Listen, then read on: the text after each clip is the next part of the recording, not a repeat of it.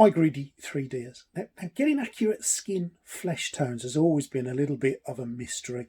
I found a technique that I've just started using that has really changed the way that I'm going to go and do skin tones moving forward, and that's using washes.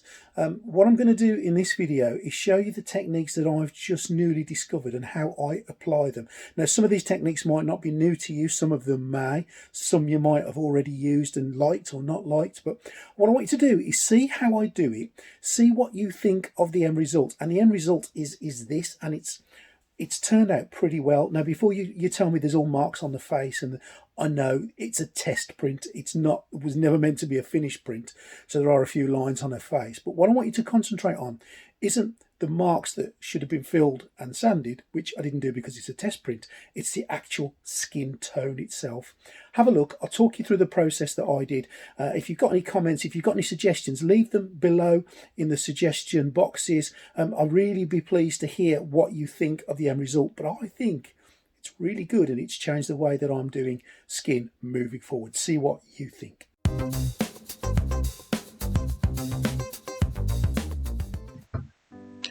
Now, I've given the Wanda bust a coat of matte black air, and I do think it's important that you give your model a base coat, and what I'm going to use then is some white, and I'm going to give it a zenithal highlight. Now, if you don't know what a zenithal highlight is, just work from the top of your model as if you are a light source and spray the white down on the direction that that light source would hit, and this will automatically give you shadows and light areas which will mimic light.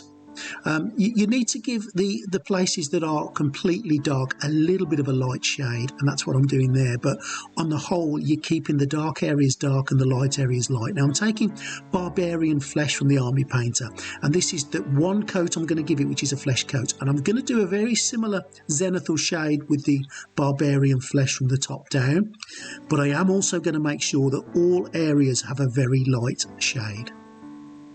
So take your time with this bit, make sure you get a base layer on, because this is the only real layer of skin that's going on there, and you want to make sure that it's nice and secure. Now, for the washes, I'm going to use yellow first. I'm just using int yellow, but any yellow will do. 1 drop of paint and plenty of water. It's a wash. I don't want it to be a thick coat, I want it to be a wash, so give it a little bit, hold your finger on the end of the airbrush, give it a little bit of air just to stir it in there, mix it in, and that's ready now to be applied all over your model. And again, just it's a wash, so when you aim it at the model, give it a coating all over, and you just want that yellow hue on the model. If any of it gathers, just take it off with a Q-tip or a cotton bud. Same again now, but for the red, 1 drop, water it down, mix it in really well, and give it a layer of red on top of your yellow. So it's had a yellow wash, and now it's having a red wash, and this will add in some depth and shade into the skin and give it a little bit of colour in the background. Once your red is on there, and again, don't pool it, just give it a coat. I'm using some ultramarine blue, but you can use any blue you like. Give it a coat of blue, and those are the 3 wash colours on top of the Barbarian Flesh, on top of the zenithal shade, and your skin tone is done. It's as simple as that. Now I need to seal it, and I'm going to use some of this Vallejo matte varnish. It's got to be matte, and give it a layer of matte varnish all over. This will protect the skin for what we're going to be doing to it next. You don't want to ruin the skin tone you've just got, and we're going to be doing a bit of work on it now. We want to protect it. Moving to our wet palette, I'm just going to use some pure red paint. I'm going to water it down right down to it's literally just another wash, and I don't want it thick, and what I'm going to do is just take a brush and paint that wash on the areas of the skin that would look red. So we think about your face, think about your cheeks, think about other areas that would be red, have a red hue to them, and their forehead would have it, your cheeks would have it, but all we're doing is we're taking that wash and we're washing it on. Now don't worry, we're going to blend it in, but I want to get a little bit of that red on. Now I don't want to turn her into a clown, I don't want to make her look like she's been out in the sun all day, I just want to give a red hue. So watered down red paint on certain areas of the face, nose and cheeks for this stage. Okay, so that's all we need to do. It's a bit time consuming this, but the end results are absolutely fantastic, and I will add all the depth and colours into a natural skin tone. Now you can see me going over the head here. Now you might think, oh my God, look how red that looks. That's going to look like blotches. Watch this. Get your earbud or your Q-tip, depending on what it's called wherever you live, and just take off the excess of the paint that you've put on. So you're just leaving a real faint shade of red, and I think you can just about see that the skin tone has changed colour slightly. We're going to do the same again to her chest area, and again it just looks like a red splodge there. Take your little bit of cotton and just wipe it off and just leave that reddy hue colour that you can see there, and it's just added a real light shade of red to your model. Now I've just taken a bit of water on my brush and I'm just going to blend that in with the undercoat. Now you can see why I sealed the skin in the first process. Red going on there, just sort of blending it in a little bit with a little bit of water to make sure that it doesn't look like a complete line. And then once it's on there, if you think it looks good and you don't need to Q-tip it off or earbud it off or cotton wool it off, then don't, just leave it on there. But if you think it's looking a bit patchy, then just use your cotton bud to even it out. And once you've done one layer, you need to do another few layers of it. You can't do it all in one go. You need to add a few layers, little and often, and just build it so that that red starts to show through, and you don't want patches and you don't want big splodges of paint, and that's how you do it.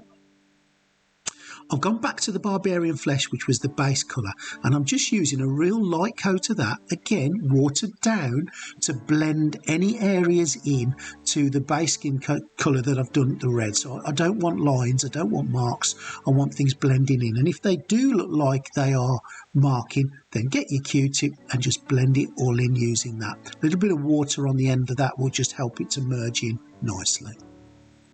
Now, as I said in the intro, you'll see some lines on the model around her lips.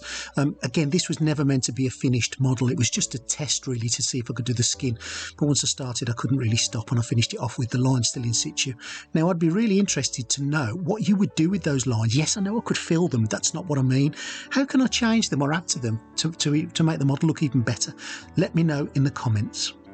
Right, moving on to some leather brown, and I'm gonna do exactly the same technique with the leather brown, so watered down heavily, and I'm going to concentrate on the areas of a face that would naturally gather some more shadow and some more depth. These are the lines between a nose and a lips, the nasolabial folds. These are underneath her eyes, where the your eyes are going to look naturally darker, and so I'm going to put some brown on those areas, and then I'm going to use that cotton bud, that damp cotton bud, to just merge it in. If I think I need to add a little bit more skin tone to merge it in, I'll do that. If I think I need to add a little bit more red, I'll do that, and I'll just switch between the colours, making sure everything is watered down, and I'll use just water on its own to merge them in, and I'll dry it off with a little bit of cotton. And that's the process for the skin, to give it a little bit of a coloration and a little bit of a depth. And you can see as I'm doing it in speed that it's adding little changes, but it's doing it to a point that they're subtle, and you can see those changes as it moves forward. Now, I've took a toothbrush here, a hard bristled toothbrush, and I've used some of that leather brown, well watered down, and what I'm doing here is I'm flicking those little drops of brown, those little specks of brown all over her face. You don't want to load the brush too much. You don't want to flick it and end up with a great big dollop on there. You want lots and lots of very, very small colours of brown, and use a damp sponge if you get too much on, or if it hits an area you don't like, or if there's a big splodge that you don't like, use that damp sponge to just wipe it off. Don't forget to put those little speckles across her chest as well, but make sure you put plenty on her face. I find that if there's not too much paint on the brush, I have a really good control about the amount that goes on there. Don't forget to go back to your brushwork. Water, merging the reds, the browns, merge it all in. You need to take a little bit of time on this, and you just need to use your eye and give it the best you can and merge it all in, and you'll be amazed at the result of this. Absolutely amazed. Now, I'm just going to highlight certain areas of the flesh with wildling flesh here. If you haven't got a different colour flesh tone, use your basic flesh tone, mix it with a hint of white, not too white, and then water it down and then add it to the areas of the skin that will naturally look brighter. They will be the nose, the cheeks, the forehead and the chin, the areas that will catch the light more just on a natural looking face. And you can see that as I'm putting it on there, it's not making a huge dramatic difference, but there is a slight difference. And I will need to take that cotton bud with a little bit of water on there and just merge it in there. Now I'm going to move down now to a chest area, and again the light will catch that in certain areas, and I'm doing exactly the same technique there. And you can see even from this angle that there's a little red hue on her chest, there's a little pale hue, there's plenty of natural looking shadow. It's looking really, really nice. Now you can see there's some white there. I don't want that, so I'm going to get my cotton bud a little bit damp and I'm going to just merge it in, and then at the end of that perhaps I'll put a bit of skin tone back on it, or a little bit of red, and just keep going. Just go through the whole face slowly. This will take a little bit more time, but your end result will look amazing. I promise you that. This is a really good way of doing skin. And there we go. I think you'll agree that looks pretty good. Really pleased with that. Okay, I wanted to just do a little bit more speckling now, so I've put a pink on the brush, just a very light pink, and I'm giving it a little bit of a blast over with that, and that will just add another shade to it. And I've changed again to brown and give it another coat of brown, and I'll just keep playing with it. Moving on to her eyes now. I'm going to use white and blue to do the whites of her eyes. I'm going to keep mixing the white into a hint of blue until I get a real light shade of almost bluey grey. And what I'm going to do with that is paint the whites of her eyes. Now the whites of her eyes they're not going to be white, they're going to be that grey colour. Nobody's eyes are dead white, and we're going to do a lot more work to that. But let's get that base layer of white in there and try to keep it on the parts that you need to. And on a scale model of this size, it's easy to do. On smaller models I do eyes a little bit differently, and if you check my other videos out you'll see how I do them.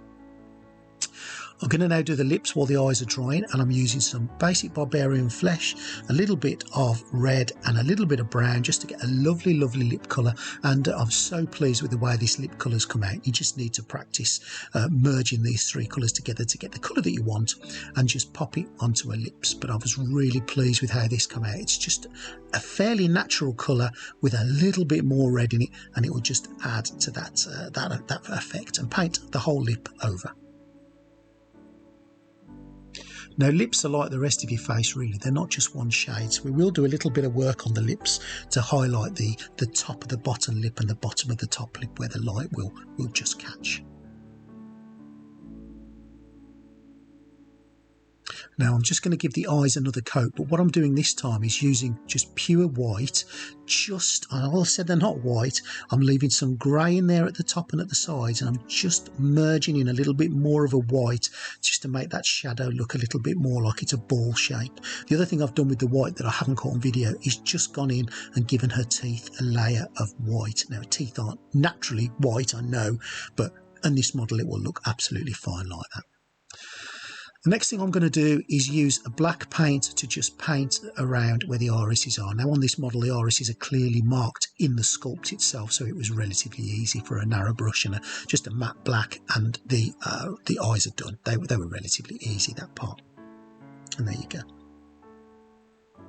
Now while I've got that black in hand, I'm going to put some black across the top of her eyelid.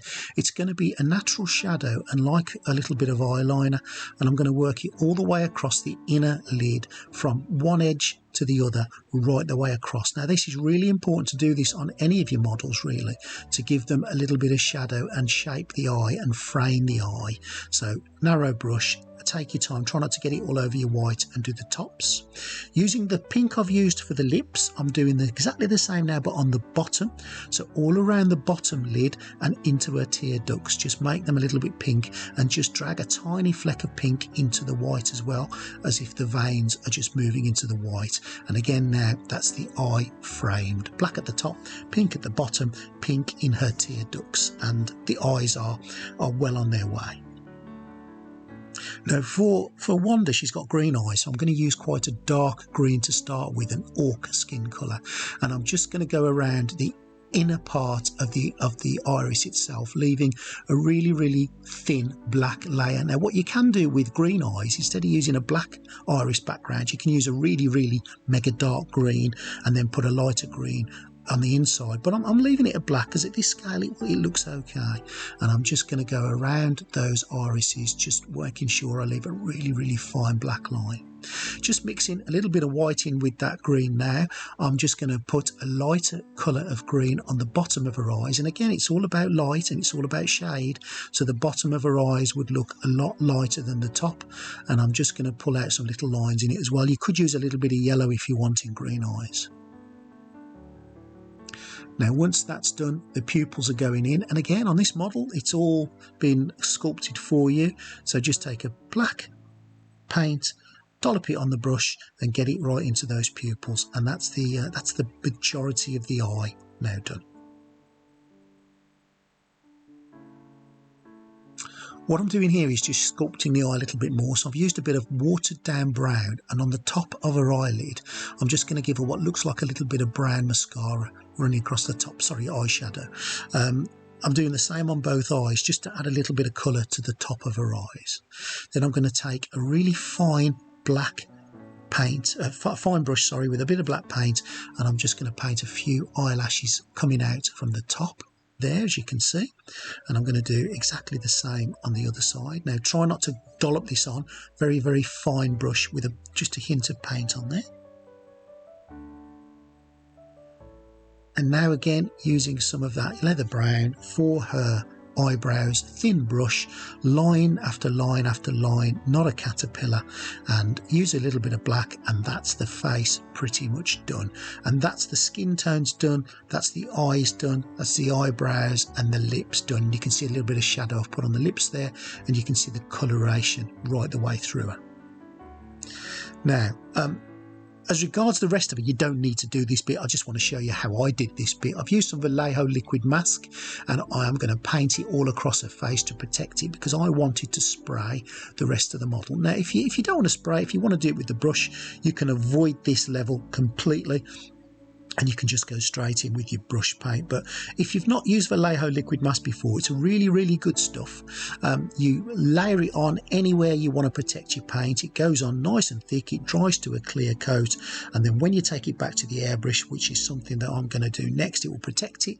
And I'm just going to use some in Carmine Red from the Army Painter Air Mega Set, and I'm going to paint the top part of her headgear with that, and it adds a little bit of a shimmer to it, and it's really nice paint, and it's a really bright red, and that's just what I wanted, but it's not as red as what I want for her clothing, so some pure red for that. And I can literally just lather it on there because I know that her face is all protected with the liquid mask. I've just moved on to a little bit of a more of a reddy orange colour, and I'm just going to highlight certain areas of her chest just to give them a little bit of a hint of shadow too.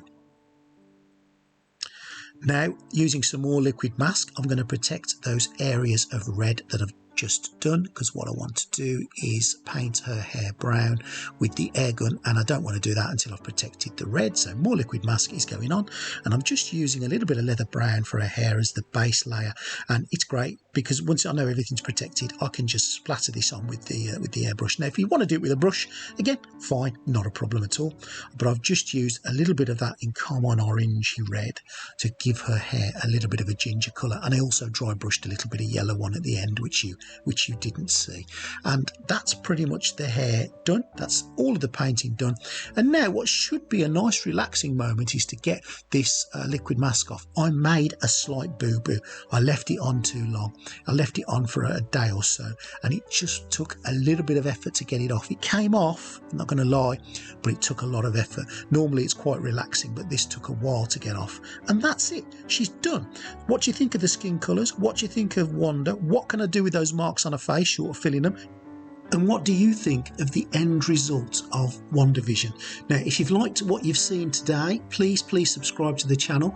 Pop a like, share it with your friends, put a comment, tell me if you like it, don't you like it, is it good, is it bad, what could I do differently? If you've other suggestions of how I can improve, please pop them down as well. I'll be really interested to hear everything you think. I'm going to put a link in the description of where you can get this model from. It was free from Printables, and I hope you've enjoyed today's video, and stay tuned for Greedy 3D for more in the future.